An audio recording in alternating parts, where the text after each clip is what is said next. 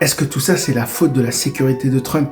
La tentative d'assassinat sur Trump le 13 juillet 2024, elle a soulevé de nombreuses questions concernant le dispositif de sécurité entourant l'ancien président américain. Voici les principales interrogations qui se posent. Efficacité du dispositif de sécurité.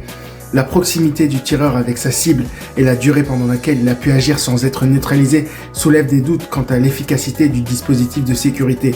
Plusieurs éléments troublants ont été rapportés. Des spectateurs affirment avoir aperçu l'assaillant avant même le début de la fusillade. Certains témoins disent avoir tenté d'alerter les forces de l'ordre de la présence d'un homme armé sans succès. Un témoin aurait même indiqué à 2 reprises à un policier où se positionner pour repérer le tireur sur le toit. La réactivité des services de sécurité. La réactivité des services de sécurité, notamment du Secret Service chargé de la protection des présidents et ex-présidents, est remise en question. L'agent du FBI en charge de l'enquête, Kevin Rojek, a qualifié l'incident de surprenant et indiqué que le Secret Service devrait répondre à des interrogations. Le contrôle des accès et surveillance des zones à risque. L'incident soulève des questions sur l'efficacité du contrôle des accès au site du meeting et la surveillance des zones potentiellement dangereuses comme les toits des bâtiments environnants.